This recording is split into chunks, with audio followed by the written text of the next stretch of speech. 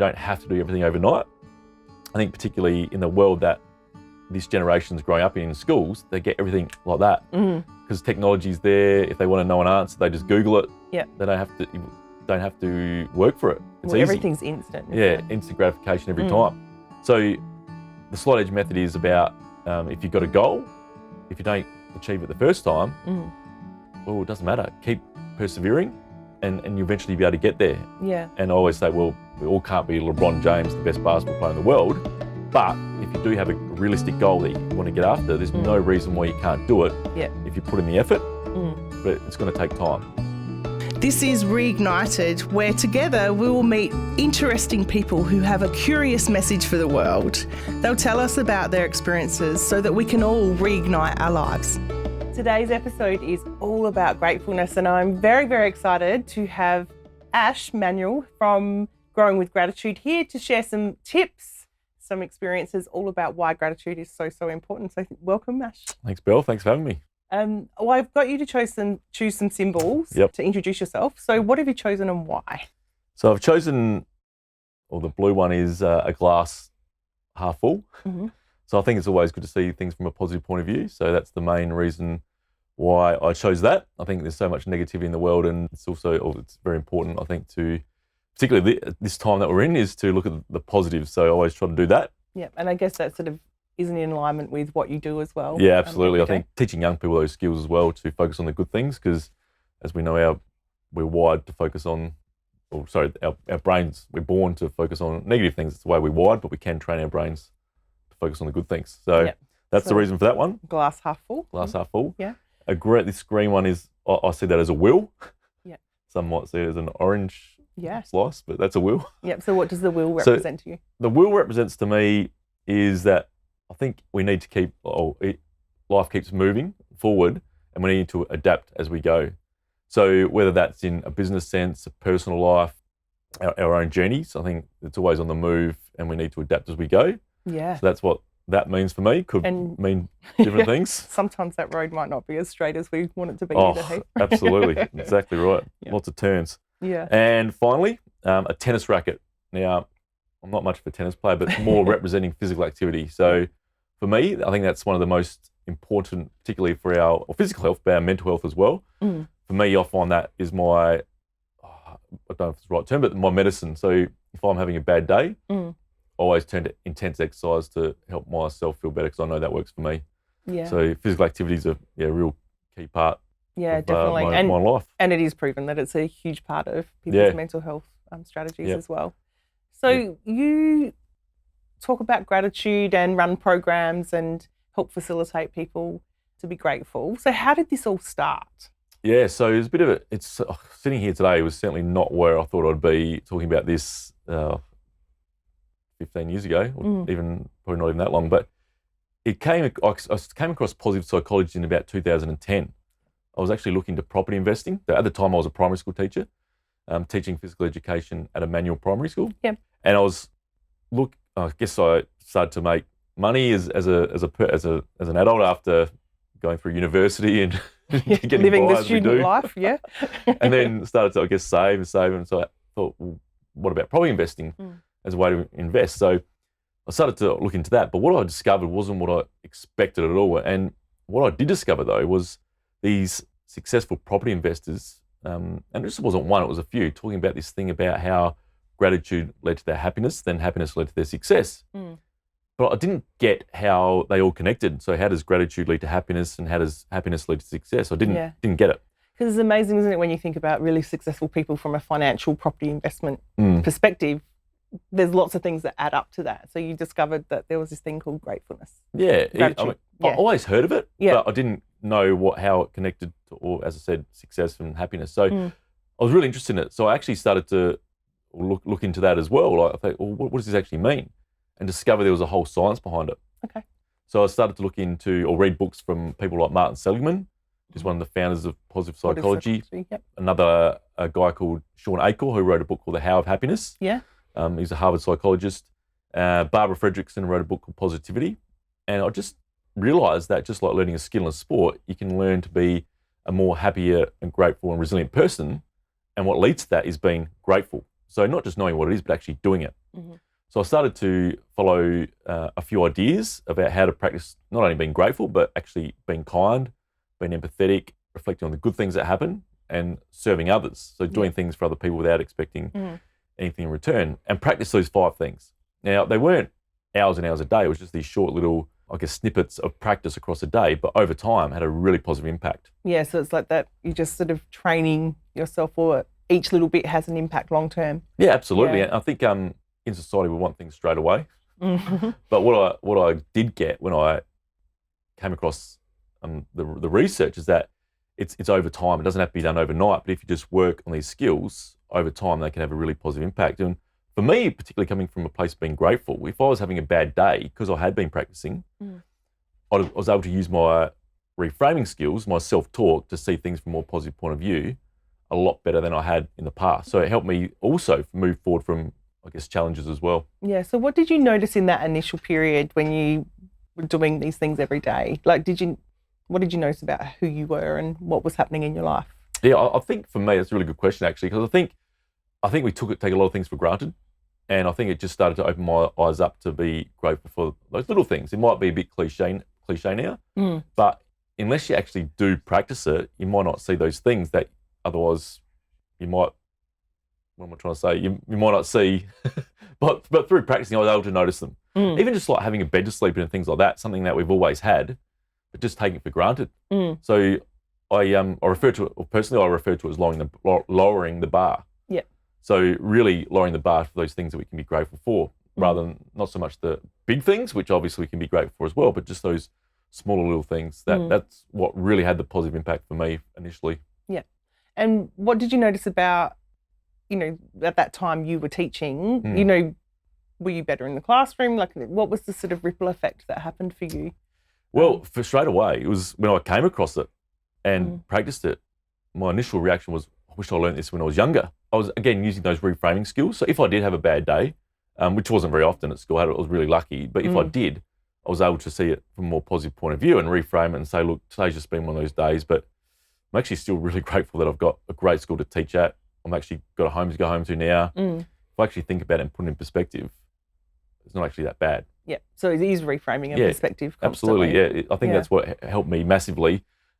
Yeah, to just have, I guess, form better relationships as well with your colleagues, because we are have this opportunity to teach this amazing school and have an impact on people's lives, and just being grateful for that opportunity for a start. So I think, it did help me realise practicing being grateful for a couple of things, is that particularly around the opportunities that we have, like the opportunity to be a teacher and impact lives, like being grateful for that, being also grateful for the people in our lives, like in terms of at work, colleagues, in personal life, our family, our friends, being grateful for them, and also the things such as like having a bed to sleep in, having food to eat, those kind of things as well. So the opportunities, the people in our lives, and the things we can be grateful for, they're the things that really stood out for me. Yeah, and it's really interesting, isn't it? Because I think sometimes we just get so busy in life, and I don't like the word busy, but it's true. That's right. We have chaos in chaos and busy in busyness and things like that. But what does gratefulness and gratitude do for us when we're in that state of being completely, just hammering through everything? Yeah, it's a really good question. I think for me, like, you hear that word a lot, busy. And yes, I guess, and as you said, you don't like the word. I don't like the word either. So I was trying to say a word. I can't remember where I heard it, but somebody said instead of saying busy, say productive. Yeah, I like the word full. I say I'm very full. Yeah, full. That's a good way to put it as well. So I think, because I think that's just the general cliche term. We're busy, but no, you're not. And it's almost like a badge of honour as well, exactly. Which is that's exactly something right. that I have an issue 100%. with. Yeah, it's a badge of honour. You're right. But for me, if I'm going through that full time or productive time where there's a lot on, it's just be grateful for that. Like being grateful for those opportunities that do come up, because if life's full, we've got all these different things happening, then obviously there's a lot to be grateful for these opportunities that are coming up. So it's just a matter of, I think, taking some time just to reflect on, to be grateful for these opportunities. It might be busy, or it might be full, or productive, whatever it might be. Yeah. But if we just stop and think about, okay, well, these opportunities that come up, they might be all coming up at once, but I'm actually really grateful for this. Yes, it is overwhelming, but okay, let's just take one step at a time and then work towards getting through each of the things. But just be grateful for the opportunities. I think that's a really good place to start. Yeah, definitely. So you were a primary school teacher and now you have an organisation called Growing with Gratitude. What was the transition like? Like what did that look like? Yeah, that's a good question. So it was, as I said, I came across positive psychology in 2010 and had a really solid practice and still do today. And it came to about 2013 and Emmanuel Primary School, we were looking into a wellbeing program. And because we were quite early adopters in this space in school, but we weren't really sure how to do it. And we employed a wellbeing coordinator to try to set up a program. Now, it came to the end of 2013 and nothing had really stuck. So every now and then we'd get an article sent out to us with something or other and maybe a couple of posters put up, but it wasn't really full program across the whole school. And the lady who came in and did it admitted herself she wasn't sure what she was doing. She was finding her way herself. And wellbeing is one of those things that needs to come from different angles and a constant sort of absolutely practice, I guess. Yeah, 100%. And so it came to January of 2014. It was the school holidays. I clearly remember this like it was yesterday. So I was walking along the corner of Cliff Street and Diagonal Road at Glenelg East. Exactly where you were. right near an IGA there. I just actually lived on Cliff Street at the time. Yeah. And I just stopped and thought to myself, I had one of those moments, the aha moments. And I said to myself, what if I combine what I know as a teacher with what I've learned for my own benefit in this positive education / wellbeing space? Yeah. So I thought to myself, well, our school's looking for something. I'm sure that other schools are looking for something as well. I wished I learned these skills as a kid. Everything just aligned in that moment. And I've had aha moments before, but this was different. Yeah. So I quickly rushed home, got on the computer. Right at IGA, hey? Just right at the front there. Quickly ran home and just started like searching a bit more, or looking into a bit more about what this wellbeing thing's about, searching ideas, writing lesson ideas. And so that day in January of 2014 was the start of a side project. So Growing with Gratitude was a side project for all of 2014 and all of 2015. And at the start of 2016, I left teaching to do it full time. So I think the key to the transition was I worked on it every day. I didn't have a day off all of 2014 and 15. Because I was teaching full time, I wasn't doing hours and hours a day, but I just got into a new routine. So it was a passion project at the start, and it still is. Well, even when you sort of said, the aha moment, you can just see it. It was one of those moments. I think it was just that feeling. So I just started to get up earlier. I'd go to Jetty Road, a cafe there, open about 6:30 in the morning. So I was just sitting there for an hour, do some, or hour and a half, do some work, then go to school. That was just the routine. I'd do it a little bit on the weekends. It wasn't hours and hours. It was just short little bits each day. And it's amazing what you can do if you just be consistent with your practice. Yeah, and I guess that's what you promote. And 100%. The way that this works is that it is that constant practice and discipline. Like it's something that's regular. So even in creating the programs, you were doing that as well. Yeah. Oh, exactly. And I think that's one of the books I read at the start. I didn't mention this one before, but it's called The Slight Edge. Yep. By a guy called Jeff Olson, and he talks about exactly that. It's just the short, little, seeming insignificant things that you do every day add up over time, and you can achieve a lot more than you think if you just work on it every day. Yeah. So I took that philosophy into the gratitude practice and the kindness practice, the empathy practice, just doing little things each day, and also in a business sense as well, just doing stuff each day, particularly at the start when it was a side project, but just that consistent action. And that's what I talk about with young people as well. Not so much primary school, but high school. If you've got a goal and you want to achieve something, you want to be something, you don't have to do it overnight. Yeah. You just work on it every day. Ask yourself, okay, well, if I want to get into a physiotherapy course at university, what's the first step? Okay, search how many TR points I have to get in year 12 to get in there. Okay, and then, what subjects do I have to do in year 12?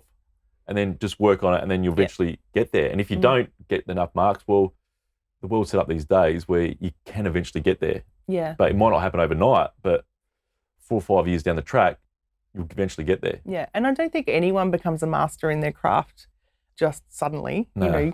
You can have obviously talent and things like that, but it is an actual ongoing practice with everything that we do, isn't it? Oh, absolutely. Yeah. I think with athletes, like your certain physical I guess, aspects Attributes, like attributes, yeah. yes, that can hold us back. But when there's something like to achieve that, so I guess having a realistic goal about starting a business or whatever it is, you can do it. Like I truly believe that. Yeah, definitely. So where did property investing go? Yeah, you still do it? Or? Yeah, no, I do.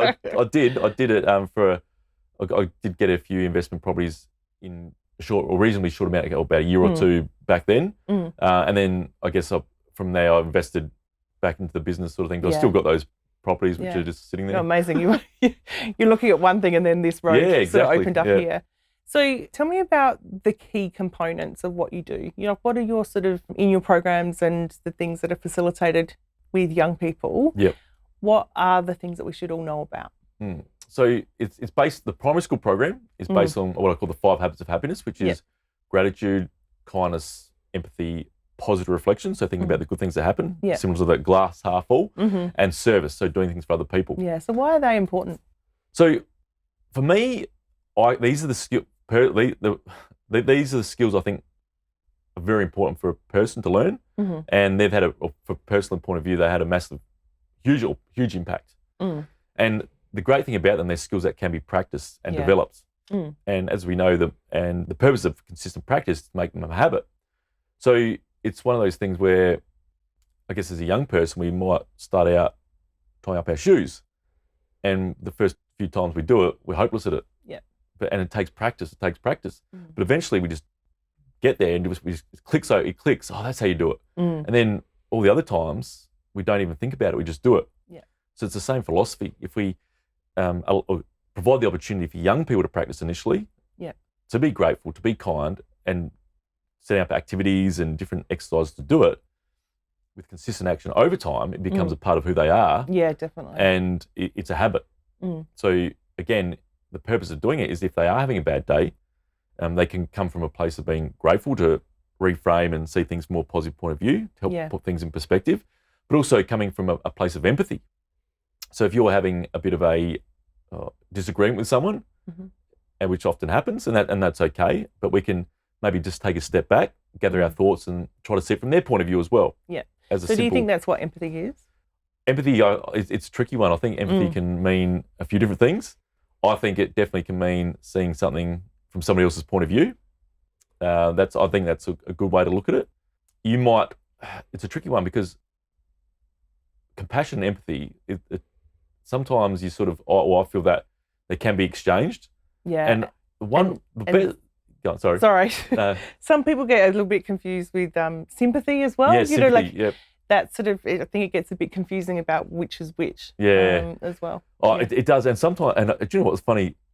It must have been a couple of years ago, somebody asked that question in the classroom, like, I promise, what's the difference between sympathy and empathy? And I couldn't answer it. Yeah. Just, good question. I'll get back to you. Or maybe I think I'm more turned around on them, thinking that's a really good question. Yeah. Maybe that's a little bit of homework you can do. I didn't know. That's a true teacher there. Yeah. It sort of stumped me, but particularly between compassion and compassion and empathy, the best differentiation I heard was in the Book of Joy by the Dalai Lama and Desmond Tutu. I'm not sure if you read that book, but in it, the Dalai Lama explained the difference. And he was saying that, say somebody walks through a door and they jam their finger in the door. And empathy is not understanding how they're feeling because you might have done that before and you know that that's painful. But compassion is seeing them jam their finger in the door and ask them, okay, well, what can I do to help you? Yeah. So that really resonated with me. I think they're closely related, but slightly different. Yeah. And it's a good question because empathy can mean a few different things, I think, for different people. Yeah, definitely. And in the therapy space, empathy is a key part of it, which is acknowledging and being with another. Yeah. Is how I see it. Yeah. And in answer to the sympathy thing, that is about feeling sorry for somebody, which has a different energy to it. Yeah. But I think in an empowering space, empathy is really key because it's about acknowledging what that person is experiencing. Yep. Yeah. And I do this activity with kids right through, like young kids up through to adults as well. It was actually adapted from Simon Sinek, the Start With Why guy, which I'm sure that a lot of us are familiar with. If you're not, watch his TED Talk, Start With Why. He talks about in his book, another book of his, Leaders Eat Last, talk about this thing called the circle of safety. Yep. So circle of safety pretty much means that everyone wants to go to work, everyone wants to go to school, and they want to feel like they belong. So I adapted that idea and created a little activity to practice that. So it's called the boundary of belonging, very similar. And pretty much the key thing is that if we imagine we got this circle, like a table like this, and we imagine that everyone wants in our workplace or at school, everyone wants to feel like they belong, they want to feel happy, they want a safe place to be. But on the outside of that circle, sometimes it doesn't happen, and that could come down to being bullied or that. And therefore, if we're bullied, then we don't feel like we don't belong. So as individuals, what can we do to make sure that other people feel they do belong? Yeah. And that comes down to empathy. Because knowing that everyone wants to feel like they belong, I think that bullying shouldn't exist. Yeah. Because everyone wants to belong. Yeah. And treating others how you want to be treated. And if we do that, it shouldn't really happen. So yeah, it's a tricky one. Yeah, and I think it's an innate need in us is to feel part of something and belong as well. And then there's life experiences that can get in the way of that and have projection and all that type of thing, which is, I could talk about that forever. Yeah, absolutely. No, belonging, it's an interesting one. It's sort of come, I think belonging is one of the most important things for our mental well-being, like from what I understand recently. And loneliness is a massive issue. Yeah. Particularly in the elderly, probably highlighting the elderly, but important for everyone, like to have friends, that social network as well. Yeah, definitely. So what are the other components in what you teach? So we had gratitude, kindness, acts of service, was it? Yeah, you talked about? So the way that I came into it is Robert Hoff, who was the principal at Emmanuel Primary when I was there, he's retired now, but at assemblies, he would consistently talk about service starts in the home. So having been to Lutheran school, there was the Christian element of it, but that the service part was a big push for the school. That was one of the key things that the school would, and it still does today, teach. And he always said that service starts in the home. So particularly kids doing things around the house to help out. And then the next step is doing things around the school community. And then as they get older, in the wider community. But the purpose, if we start young people off serving in the home, it's a safe and easy place to start serving, whether that's doing dishes. I mean, obviously, I guess there's a differentiation between chores that kids at home have to do and doing things without being asked. So if we're doing an activity in the classroom, what I get them to do is, well, actually, I always ask that question first. Who does something around the home to help out? Who gets paid to do stuff around the house? Probably about half of them put their hand up. Yeah. And who has to do chores? And most people put their hand up. So then I explain, this is about doing things around the house without being asked. Yeah. And get them to plan out maybe 7 days of things they could do, 7 days worth of things they could do around the house. So things like, they come up with things like dishes, taking out the garbage, wiping down benches, attending the pets. And the question is does that take long to do those things? And no, they don't. So taking the rubbish out is just a short thing. But the idea is that getting to understand that serving others doesn't necessarily have to be hours and hours. It's just those short little things that can be done to help out. Yeah. So a little bit like the random acts of kindness. Yeah, exactly. That can sort of happen as well. Yeah. So as adults, how do we embrace that? How do you service? Yeah. So how do we practice service? Well, I think it's a habit as well, because some people naturally, I guess, service orientated, and they go out their way of doing things, and that's probably how they've been brought up. Yeah. But for me, you can definitely practice it. Like, I think I was, particularly for my mother is very service orientated. She's retired now, and she's always doing things for other people. But she always has done that, and I saw it, but I probably wasn't that good at it myself. Particularly over the last 10 years, maybe 11 years, I've been a lot better at it. Where I thought, well, okay, yes, service, and actually going back a step, service is also, I've got a different perspective on it as well. So pretty much, and this is one thing that I can't remember who said it, but it's in business as well. So if you provide a service that people are willing to pay for, that's another way to look at it as well. Yes, we have service where we don't expect any return, but also if we provide a service that people are willing to pay for, then obviously we're providing a lot of service to the world that can be helpful. Yeah. It could be in anything you do, with therapy or with technology. The podcast team here today, they're providing a service which is very valuable. Yeah. But so there's a couple of elements to it. Yeah, and I guess it's that thing of I know for myself, it's giving time. So for instance, if I have a year 12 year 12 student who's doing their research project on art therapy, I will always make time for that interview because I want to give back. And, I could talk about art therapy all day. Yeah. So, it is those acts of service as well. Yeah, I think you nailed it, like with that comment, allocating time. Yeah. So one of the, I guess, the cycle that I sort of discovered, so the implementation cycle of pretty much habits really, is that first of all, we've got to allocate the time to do it. And then we've got to be consistent with the practice. Yeah. And then we actually got to practice it. Yeah, even when it's hard. Even when it's hard, exactly. Yeah. But allocating the time is really important. And it can fit in with what you're already doing. So one thing I started to do going back years ago was the coffee cup thing. So if you're at a cafe, just simply picking it up and just taking it back to the counter as a way of getting the habit of doing things for other people. So just a little habit like that is a good way to start. Yeah. I found that really to be helpful as a way to build that habit of doing things for other people. Seeing a bit of rubbish on the ground, just picking it up and putting in the bin, even though it's not yours. Yeah. Just those little things of getting in the habit of serving others and doing things for other people. Yeah, so it doesn't have to or be the environment. the big dramatic it doesn't thing. have to be. It is those everyday acts. Just those things that you're walking past that rubbish, you can either leave it there or pick it up. So it's just about making those decisions that are helpful, really, as a way to get in the habit. Then, working towards those bigger acts of service, whether that's volunteering. If it's once a week or once a month, I volunteer once a month out at Kilburn Community Centre for a Fred's Van venue. Yep, great. Which is good fun. Yeah.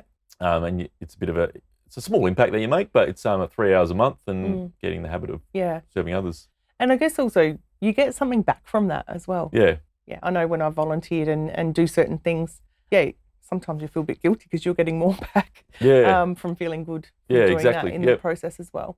So how do we practice this? So a lot of people have talked about, write down 5 things every day that you're grateful for. Yeah, what is the habit that we need to do and how does that all work? Yeah, it's an interesting question because we hear about it quite often in society about writing 3 things or 5 things you're grateful for.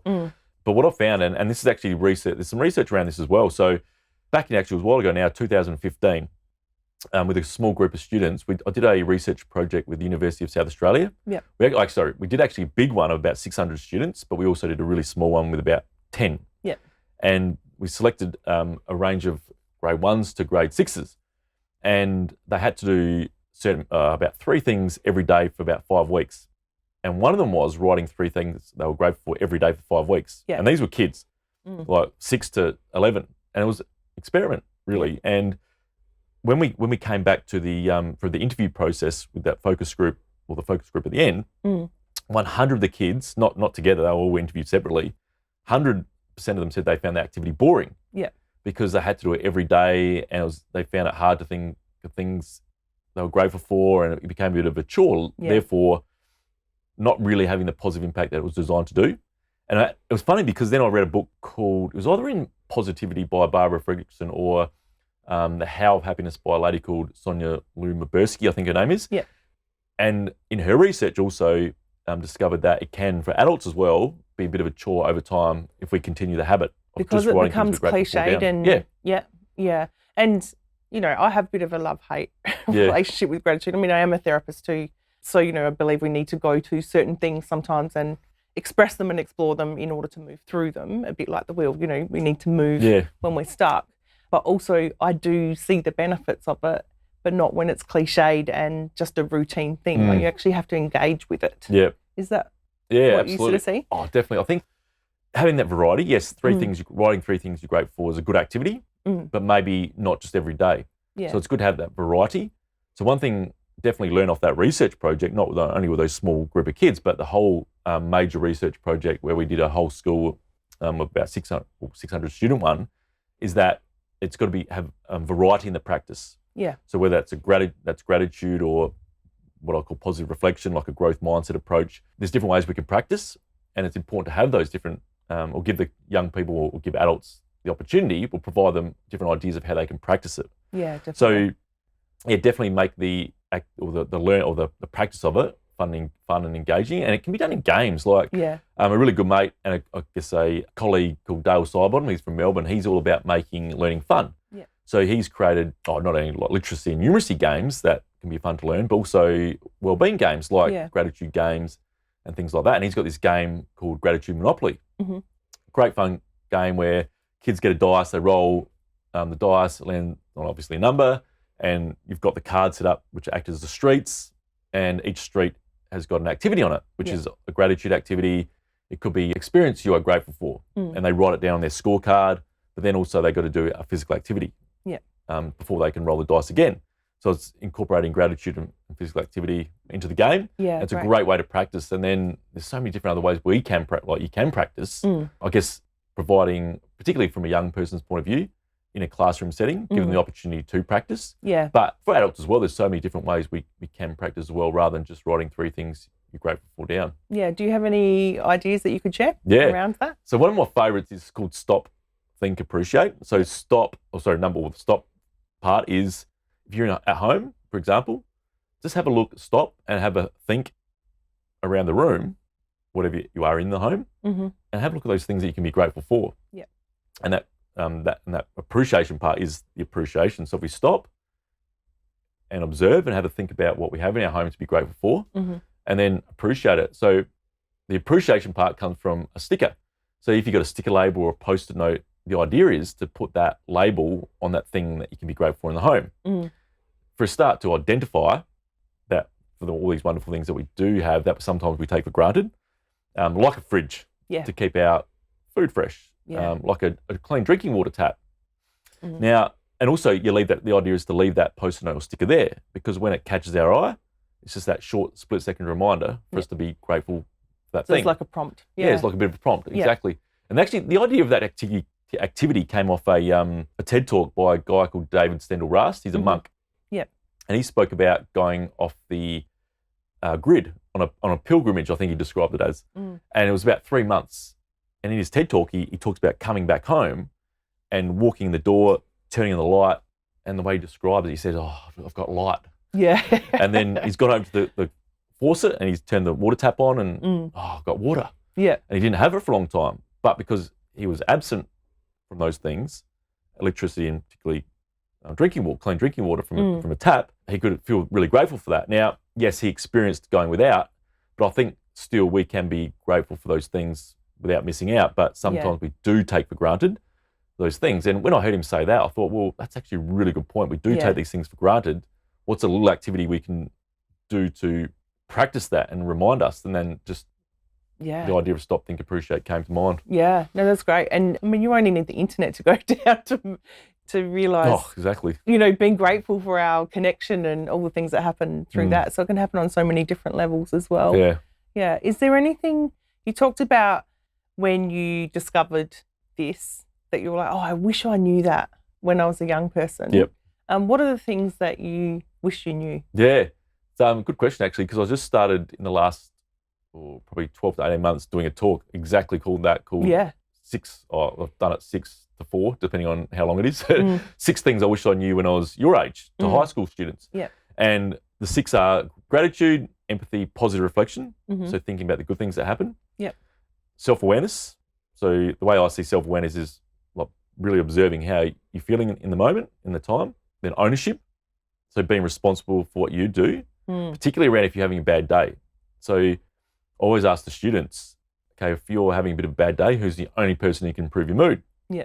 It's yourself. Yeah. So we could come in or your teacher or yourself as a therapist, we could give you some advice, but the only person who can take that on and apply it is you. Yeah, and it's that old adage too, when you point the finger, there's 3 fingers pointing back. Yeah. Yeah. So ownership is a really key part. And the last one is something I call the slight edge rule, which I was talking about before, about you don't have to do everything overnight. I think particularly in the world that this generation's growing up in schools, they get everything like that because technology's there. If they want to know an answer, they just Google it. Yeah. They don't have to work for it. It's easy. Everything's instant. Instant gratification every time. So the slight edge method is about if you've got a goal, if you don't achieve it the first time, well, it doesn't matter. Keep persevering and you eventually be able to get there. Yeah. And I always say, well, we all can't be LeBron James, the best basketball player in the world, but if you do have a realistic goal that you want to get after, there's no reason why you can't do it if you put in the effort, but it's going to take time. Yeah, but LeBron was 6 years old one at some point as well. Exactly. Yeah, 100%. Yeah, so When you think about everything that you do, what's your main messaging? Like, what do you want people to know? You know, you've obviously been on this discovery of what are these practices that we need to implement every day and making them habits and all of that sort of stuff. So what do you think your key message is for everyone in this busy world? And I'm going to deliberately use busy this time. You know, why is this important? For me, I think it's been able to build and protect my mental well-being. Yeah. So by practicing, like sometimes, I mean, back when I first started, back in 2010, this journey, like things were pretty good in my life. Like didn't really have much to complain about. Things were going really well. But what I did get is that by practicing being grateful, practicing empathy, kindness, these are things that lead to resilience. So if we are having a bad day, what I understood is that, okay, there is a time when I have a bad day, I'll go through a rough time. It's just life. It's going to happen. But because life is like that. Exactly. Yeah. But now I've got the skills to call on to help during those situations, because I have been practicing for those moments when if the things don't go to plan, then I can use my reframing skills in particular to come from a place of being grateful to reframe things from a more positive point of view. And through, I mean, we all missed opportunities during COVID, which got cancelled or postponed or things that come out. But yes, it's not saying you can't be disappointed, but it's more about, okay, well, it's happened. Let's see how we can move forward or learn from this situation or what can come of it. Yeah. I guess there was a time when I was younger, I would have thought it was the end of the world. But yes, you do get disappointed. But what I've been able to do now is to acknowledge that and then use my adaptable thinking skills to move forward from those situations, particularly coming from a place of being grateful. So I think the key to having a positive, I call them positive habits, positive habit practice is that you're protecting yourself against those challenging times that do happen. Yeah, definitely. And so I think you bring up a really valid point of this isn't just when you're not doing well. Yeah, it's always. This is a practice that is so that when those adversity arises or events happen, or we are having a pretty ordinary day or time of it, that you can draw on these skills to get through it. What's the difference between when you can't do that? Like, how do you know when it's time to come and see someone like me? And, you know, obviously the practice is still needed and required. Like, it's a good question. I actually went through that situation. So I went back in 2015, I went through a pretty challenging time. Yeah. And I did go and see a psychologist. Yeah, I think it should be something we all do. 100%. Yeah. And I think it doesn't matter if you're not going through a bad time. Just speaking to someone who's non-judgmental, who can give you a bit of advice. But again, it comes down to self-awareness. Yeah, I think that's the key to it, because it's about discovering yourself in that space as well. Absolutely. Taking ownership of it, because again, you're the only person who can do it. Go to that person and want help. So I took myself went through the process of Googling. I didn't have any idea, didn't want anyone to know. Yeah. So I searched and saw a couple of recommendations of someone at a practice and went there, and the first time I sat there and similar to this really. We won't make this a therapy space. and just just bawled basically, and I didn't think that would happen, but it did, but it helped. It was a big release, and then I went back there consistently. Now, 5 or 6 years on, go once a quarter. Yeah, and that's just to have a conversation. It's only half an hour. Yeah, but it's really like a positive time that I look forward to, and it's just anything that might be on your mind that you don't feel comfortable talking about with anyone else. It's a safe place to do that. It's a good place to check in, and as you said, I think even if you're not, or you don't feel you're going through any real hardship or challenges, I think everyone should see someone. Yeah, definitely. And I actually would like that to be part of our culture, and not to be ashamed of that. No. You know, we all have tough times and things that happen. You know, I have the skills to hold space for other people, but I need someone to hold that space for me as well in those challenging times, or just as an everyday thing as well. So do you remember what it felt like after the first appointment? Like, was it a release? It was a bit of a relief. Or I'm not sure what, probably relief or release, because I was very nervous, going in. I don't know if that's a male, it might be a bit more of a male thing as well. Yeah, I think understandably people are nervous because Yeah. they're like, who is this person and Yeah. are they going to psychoanalyze me and do all the things? Yeah. Because you didn't know the person. But having said that, though, I did know that that's their job. Yeah. So if I did break down, which I did, I knew I wouldn't be judged because that's probably a common thing. Yeah. And the reason why I went in there probably was a very mild thing to what they're used to anyway. So, and more than common. But it's not to discount your experience. No, exactly. Either. It's not. It's very, it was just, for personally, it was a tough time. But then I realised, I said to myself, this person's professional. They're here to help. It's a non-judgmental thing. And that helped me, I guess, through that first session. But afterwards, as I came out, I felt real relief and was kind of looking forward to the next time. Yeah, it's good. And thank you for sharing that because I think it's really important for people to know that even when you have all the skills like we do and, do this daily practice and all the stuff that happens, life still happens at the same time, and there's spaces that you can seek help and get what you need in it. Yeah, absolutely. Damn it, I just can't highlight enough. it's about self-awareness, understanding that, yes, I am going through a bad time, but taking ownership of it. I think that's the way I always talk about it to young people. They work together. So self-awareness and then ownership. I mean, self-awareness is understanding your strengths and your weaknesses as well. But the context that I talk about self-awareness is like, if I'm having a bad day, being aware that I'm not in a good mood, but it's up to me to do something about it. And what do I need to do with that? And having your go-to things, like for me, exercise and gratitude's my go-to. But that works for me, but it might not work for you. Yeah. So for me, it's doing an art process and not really into the exercise. But there's different things that really help people. Or I know I need to connect with somebody and just go for a coffee. 100%. And not stay isolated. And you just discover what works for you. And that's what I always try to. If it's adults, I'll do it. Like if I do a staff session with teachers or workplaces, it's always about I'll do that activity with them because I think it's really important because a lot of people don't have that go-to thing that helps them. Yeah. Or we sort of know what we should do, but they don't do it. But we need reminders and constantly come back and revisit it as well. Yeah, you're right. Yeah. So before we finish up, is there one piece of advice that you would like to give people? Well, what do you want the world to know?